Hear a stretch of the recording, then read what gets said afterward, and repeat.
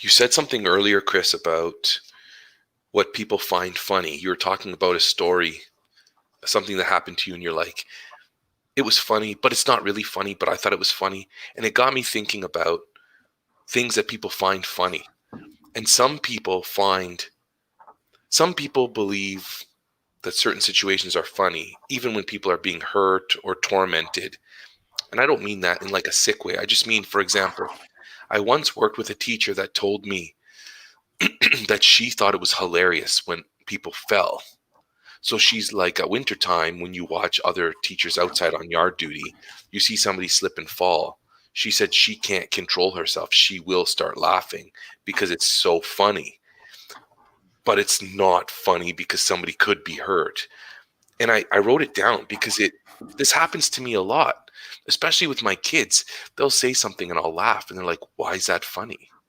And I'm like, this whole thing of what people find funny is interesting because there's the two sides of it for me. There's the socially acceptable funny stuff, then there's the socially unacceptable funny stuff. And when you remove your head from just those two options and you are aware that there's like a billion people on this earth type of thing, and everybody's going to have a different sense of humor, generally speaking, anything can be funny to anyone. It's just about you. So if I slip and fall, if I slip and fall on ice and the people around me are laughing, I'll get up and I'll be like, you guys thought that was funny? That really hurt. So to me, my world, it's horrible. To them, it's like that guy fell and the way he fell was funny. What are your thoughts about that? What people find funny? I'm starting to open up to the fact that I I'm starting to realize that it's okay if I fall and hurt myself, that other people will find that funny. That's okay because there will be times that I find things funny that other people won't. Hmm.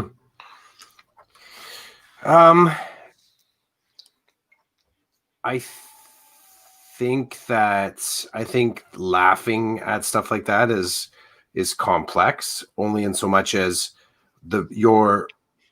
so I'm not disputing on the inside. You fall and you hurt yourself, you're feeling pain. You look up, you see someone smirking. There's something about that without any sort of self-assessment, like you think about yourself, that I'm imagining would amplify your emotional state. Now, does it make you actually hurt more? I don't think so.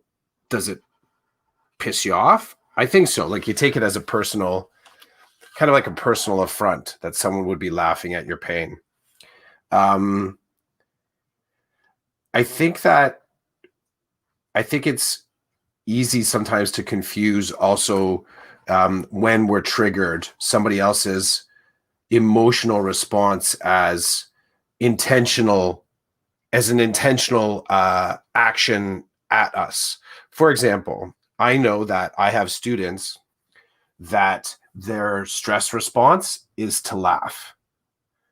They're actually not happy at all. They're actually quite anxious, but they get this great big grin on their face, and you can almost see them. It almost looks like a pained smile, like it's not true joy on their face. There's something quite fearful on their face, because what's also happening in that moment is that they realize that if they do realize they're smiling, then they also realize that their smile could be interpreted as something insulting.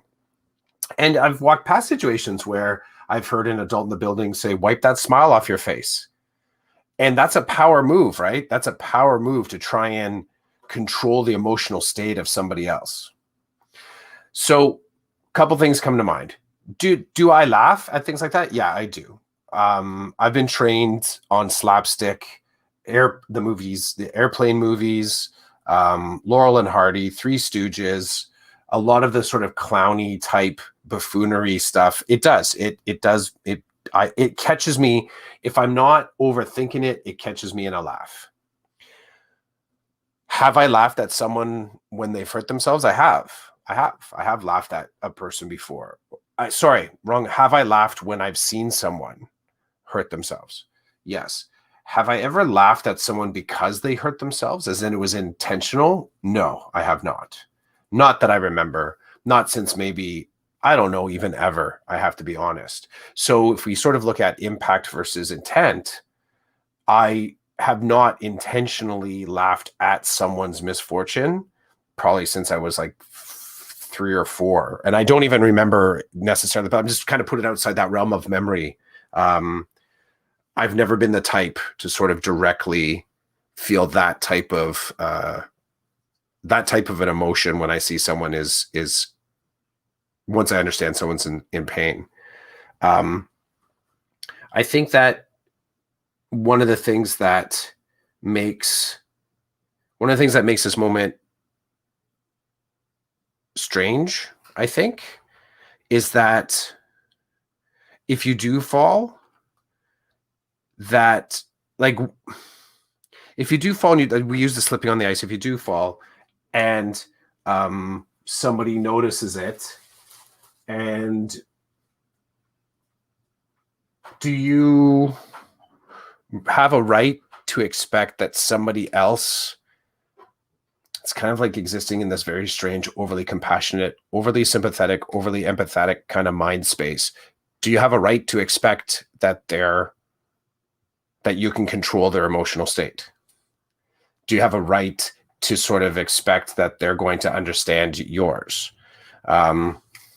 Especially if there's no relationship there. If there's no relationship prior to you falling, why should there be any understanding of your pain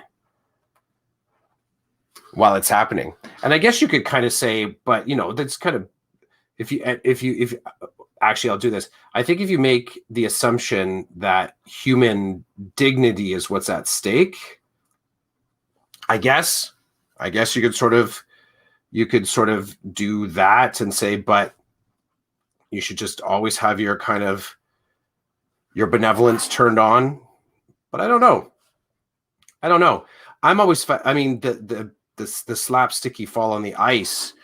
I always kind of look at it in a bigger sense, just from the point of view of, I do think that a lot of people have an expectation that they should be able to control other people's states of mind. And I think it's exemplified when they say stuff like that. I'm upset because you laughed when I fell. I think that's in some ways a really unfair expectation of the humans around you, that somehow that people should automatically understand your emotional state, and that they should follow in suit to your expectations. I don't think people are there to sort of fulfill your expectations of wherever it is in that moment that when you slip and fall. I will say I've been on the receiving end of that benevolence in a really kind way. I don't know what, it's 2 years ago. I made the mistake of wearing my Crocs to Shoppers Drug Mart on a snowy Saturday. I think I related this story to you one time. Or it was a Thursday afternoon. And I slipped coming out, and I literally, when I slipped, it was cartoon style. My feet went parallel, like my whole body went parallel to the ground. So I went whoop, and I went slam right down in the parking lot. And when I laid there, it sort of like it totally knocked the wind out of me. And I got up on my knees, and I sort of rolled around almost into child's pose. Went into recovery, backside into recovery mode, rolled up onto my knees, and kind of just hunched there for a second in the middle of this parking lot.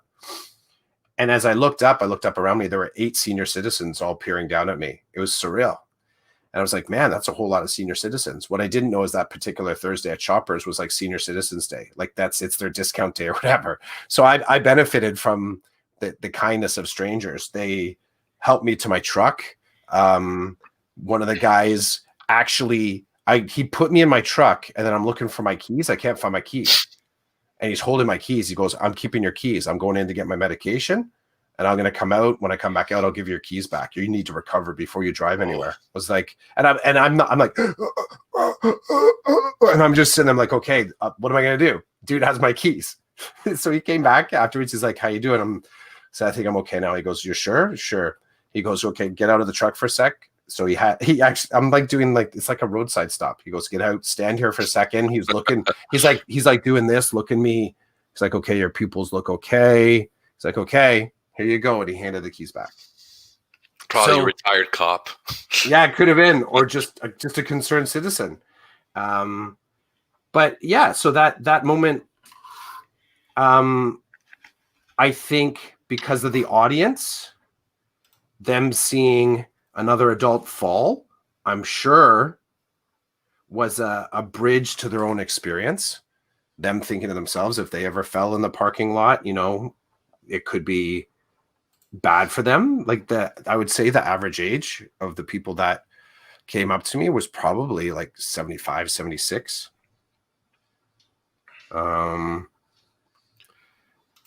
I have a vague memory when the dude was sort of helping me to my truck. One of the people that walked away saying to him, "You good, Mike? You got this?" So they actually even knew each other. As in the this was me. Mike was the individual that was helping me into my truck. So just like this posse of senior citizens maximizing their Shoppers Drug Mart points. So That's wild. yeah. So I get the laughing. Yeah, I get it. I think the expectation that we share kind of a common fluency of emotion and compassion, I think is a flawed. I think it's a flawed assumption. It's a hasty generalization that I think is not necessarily in action when stuff like that happens. And yeah, it's taken me a lifetime to sort of be able to, I guess, be aware enough to say that I do stuff like that. I do laugh at people. Is my intention to um, hurt them by laughing? No. Sometimes it's just me getting kind of caught, and I'm not quite. My reaction just kind of comes out before I really realize that I'm reacting. Yeah, I get that. I mean, I'll laugh, and then if I realize that somebody's hurt, then it's different, right? Like then it's like, oh geez, they're hurt, but if they're not hurt, the best is when they laugh with you. Yeah. When they're like, yeah, that was that. I'm sure that would have been funny or whatever. One time I fell, I was going, this was years ago, many years ago, when I was actually more flexible and limber and less likely to be injured. But I don't know, many years ago, I went out to pick up dinner and I slipped in the parking lot. And I'll never forget, I got in my car and it was really icy.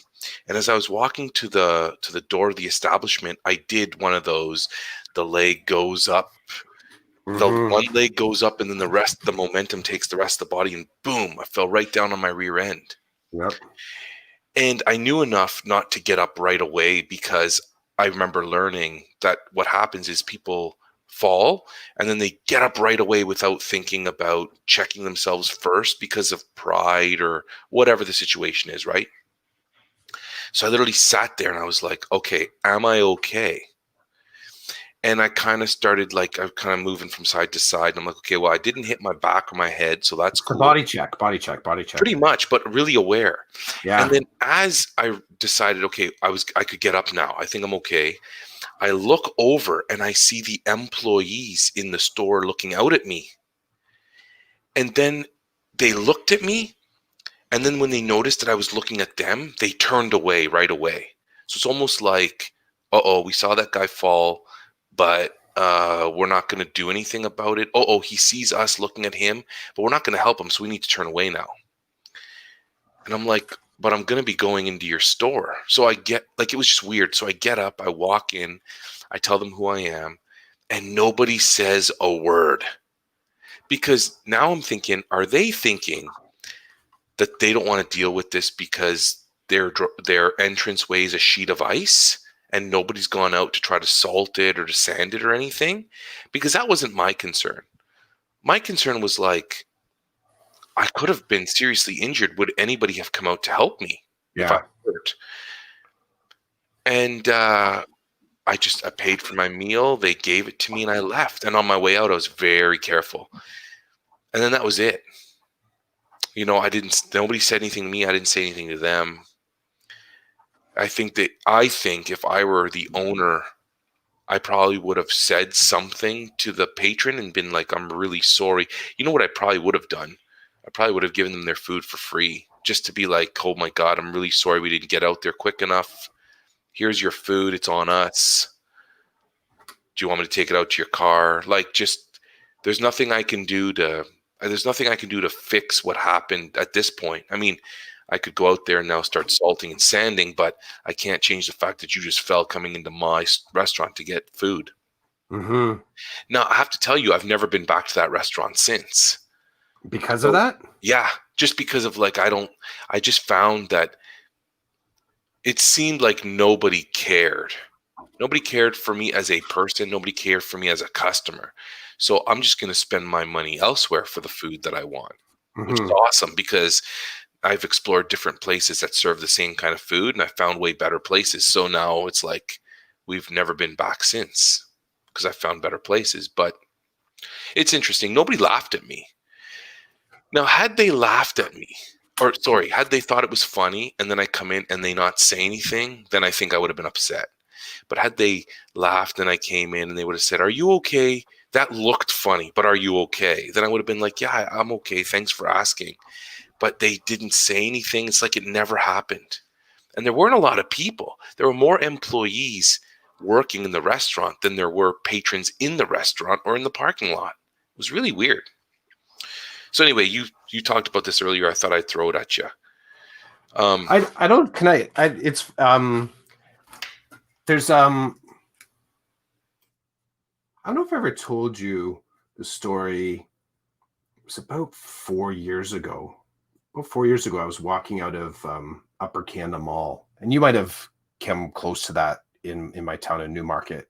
It's kind of like the mall in the area, and I meant quotation marks, the mall. And I was walking out. I was walking out along the sidewalk. So I was on I don't even know, the east side of the mall. I think the east side. And I'm walking down the sidewalk to my car, and I'm very close to the curb as I'm walking because I'm about to kind of cross into the parking lot.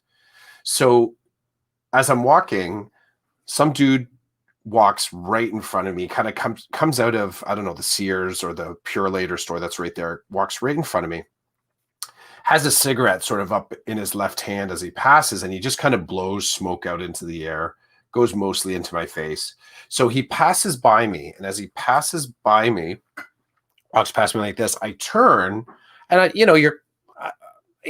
probably had some sort of look of incredulity on me. Maybe I was going to say something. Don't even know at this point because I turn and within like 1 second, there's this like lightning bolt of pain in my face, and then blood, and then a crunchy noise, and I'm holding my face. And what I had done was, as I turned to look at the dude, I was still walking forward, and what I did was I was walking sideways. Sorry, I was walking forward but looking sideways, and I went right nose first into a no parking sign. And you know the design of the no parking signs, it's like bent metal, right? It goes flat, and then there's sort of like it goes like this and like this, so that a bolt can be put through it. So I hit the outer edge of it, and it caught me just on the right side of the nose. So the crunching noise was the sound of my nose in my head, and then the pain that came after that. Basically, I got punched straight in the nose, what it felt like. Immediately, my nose starts bleeding, like just everywhere. And this was sort of early summer, so I was shorts, t-shirt. I got nothing to kind of deal with this apart from I just bought a gift from Fruits and Passions, so it's like that soap store. So I had the gift bag, so I'm pulling out the tissue from the bag and I'm kind of blotting it over my face. The tissue was white and green, so it was like white and green and covered in blood. And the thing that I was sorry, I got so I got I so this happened. I Dude walked on, didn't even notice that I didn't injure myself. I got to my truck, I sat in there for a second, kind of I had some wipes in there, so I sort of cleaned myself up. I'm kind of doing, I'm tenting my fingers over my nose to sort of feel, okay, does that feel like there's like it's broken? Like it and I didn't think it was, but it was a damn crunchy sound when it happened. And then a little bit of the shock kind of set in because I'd injured myself and there's quite a bit of pain. So I got a little bit of the shivers, like that, this is like full body shiver. I'm like, okay, do I go to the hospital? Do I go to the hospital? I ended up not going to the hospital, but I did sit there for a little bit longer, listen to a few tunes on the radio. And I started to think about how, like, this was at 3 o'clock in the afternoon, broad daylight. Nobody said a peep. Nobody.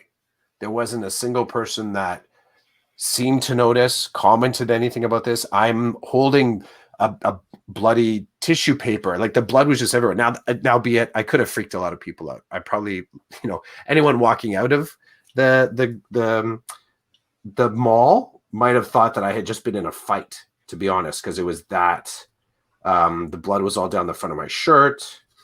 So, but it's interesting because when I think back, that sort of nobody commenting on it, I think rattled me more than the actual injury. Because it kind of puts you in this weird state of mind, like, well, I guess it's no biggie. It's a little bit like when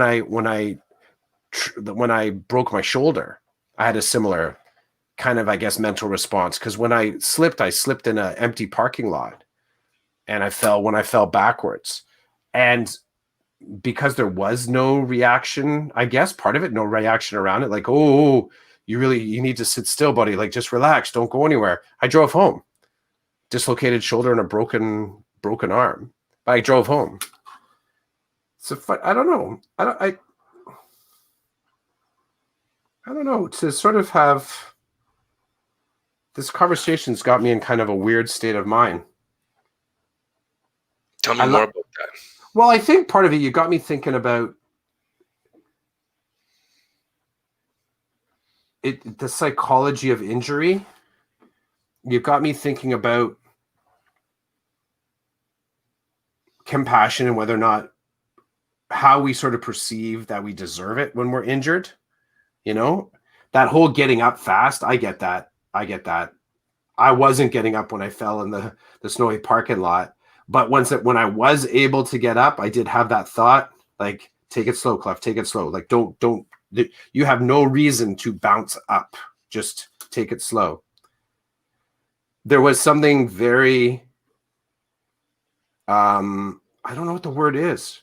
I loved that I was kind of cared for in that moment by individuals that I didn't know.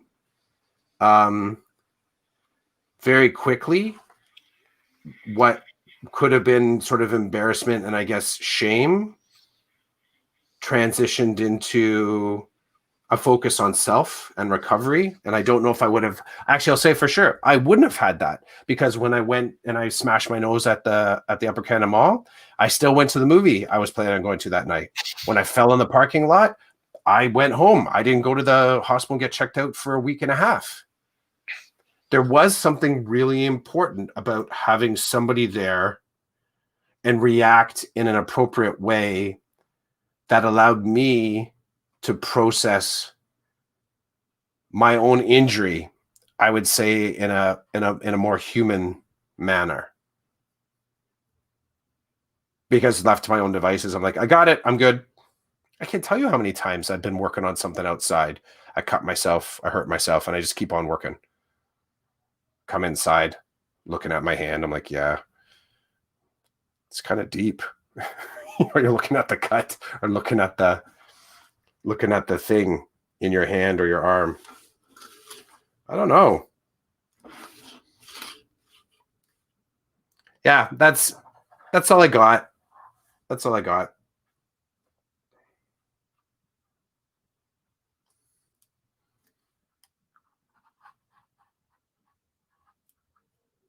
Where do you want to shift to next? You're muted. Thank you. I knew that I was missing. I knew that I was missing the wisdom. I was like, whoa, he's really thinking. And I look up and I could see the lips moving. I actually just told everybody the secret to life. Oh no, That's awesome. Suckers. I'm just gonna proceed. You know what's been eating at me lately? I'm going to shift. It's a weird shift, but we only have a few minutes. The nonsense of edu-celebs continuing to write books and me laughing at the book title that we would have, or that you came up with this. So it'd be your book. Well, what is it? Hey, sucker. Hey, sucker. Yeah. You could have found everything on Twitter. Yeah. Hey, Sucka, thanks for buying my book. You could have had it for free in my feed. Crazy. So I'm thinking the same thing. These books are coming out, and I'm just like, whatever. I have no. I'm almost turned off by. I see a new book by somebody, and I'm like, I'm not even going to look at it. I'm just turned off. And you know what's interesting to me is with some of the people I've been talking to lately in the ed tech world, even they're like, yeah, I don't even look anymore. Or they'll use they'll use a phrase and say, I don't want to use that phrase because it's connected to this person. And I just laugh because I think this is beautiful that everybody's exhausted. Well, not everybody. The people buying the books and on the bandwagons, they're not exhausted. They're loving every minute of it. But for the people who can think critically and see through some of these books and some of these people, it's pretty refreshing to hear other reputable people say the same thing, right? Like people who are in the game, who understand how the game is played and refuse to play it that way because it's low hanging fruit. I have a lot of respect for those people. Um, yeah, it popped up in my feed. I've been doing a better job these days of keeping my Twitter feed in my wheelhouse, and that's not to say that it's my wheelhouse is different than the silo. I think I've got perspective from different silos, but I just feel like I'm kind of tapped out, energy tapped out, you know. And you and I were talking about earlier about some of the bad habits I've picked up. You know, this is interesting. I'll leave it here. I was talking to somebody yesterday, and I said that when COVID started and I was at home working from home, I was in a better place mentally and physically. And then when I went back to work, my physical and mental status have declined. And I think it's the added pressure and unconscious stress of what we do for a living face to face. There's got to be an outlet for it. And unfortunately, the outlets I'm kind of going after are not the best ones for me, but they make me feel good. So I I need to do something. I feel like I need to do something to pick me up every day, you know, and get me. It's almost like I survived the day at work. So now I want to come home and I want to hang out with my family, and I want to savor those moments that we talked about in our last couple of podcasts. And then there's time for me, and that time for me is unproductive and not so good for my mental health or my physical health. Um, but I have to say, the other day I was cooking with my wife and I burst out laughing because we were cooking a meal, and normally I'm complaining the whole time because I don't want to be cooking the meal. But I'm cooking and I'm enjoying every minute of it. I was bantering with my wife and she's like, "What are we arguing about?" I said, "I don't know, but it's really fun." And she's like, "What do you mean it's fun?" I'm like, "Well, I've been waiting for this all day. I've been waiting all day to come home to talk about our day and to cook with you and to purposely banter because it's fun." And she just looked at me like I was nuts. She's like, "This is fun." I'm like, "It's part of the fun. I'm Mhm. purposely pushing your buttons because it's kind of what we do." It's like when I say to you and the kids, "I have a podcast tonight. Remind me." Even though I don't, that's just a line now that I use. It's to get you guys, to get you riled up, to get you laughing or to get you poking at me or whatever. It's just something to get the blood flowing. So Mhm. as I'm sitting here, what was I doing? I was taking the skin off a lemon. What's that called? Peeling. No, not peeling, shredding. Zesting. Zesting, thank you. I You're was welcome. zesting a lemon, and I hate doing that. And as I'm zesting the lemon, I'm bugging my wife, and I'm loving every minute of the process because I've been looking forward to this all day. So I just wanted to leave that there. That I became very aware that in the COVID times, I would rather be at work to do my work but it's cost me to take a few steps back, and I need to find a way to move forward again and not take those steps back, because now that there's some talk that we may go to remote learning for a little bit because the numbers are so high. I'm not looking forward to it. In fact, I'm very sad about that, because I don't feel effective in that realm. Mm-hmm. And because the compassion for me is gone in that realm, people are going to expect real deal stuff, and I just don't feel like I have it in me to do that.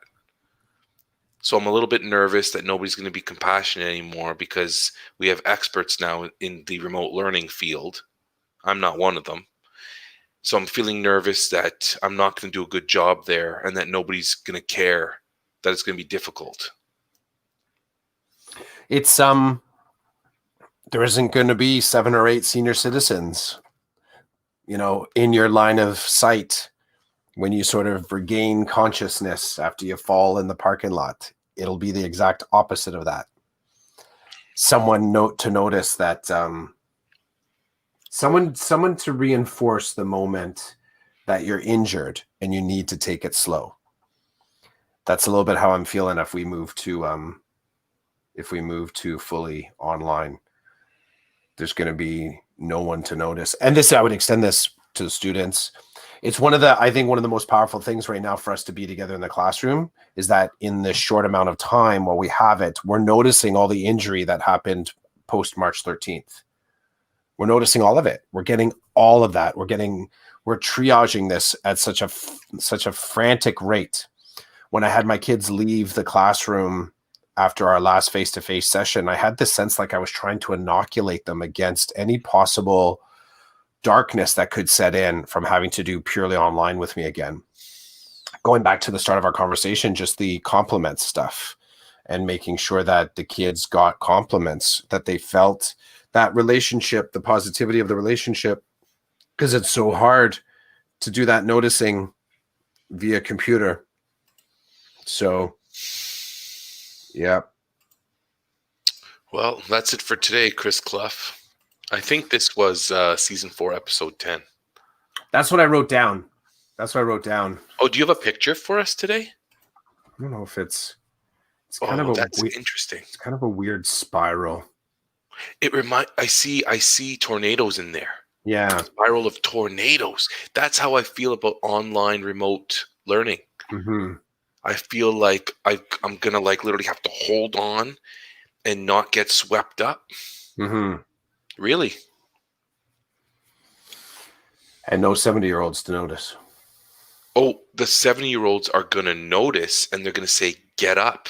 Get up. What do you do? What are you doing on the ground? Take your keys, get up, and get back in that car and go to where you're supposed to be." That's what they're gonna say. Several of them did say "son" as well. Are you okay, son? Are you okay?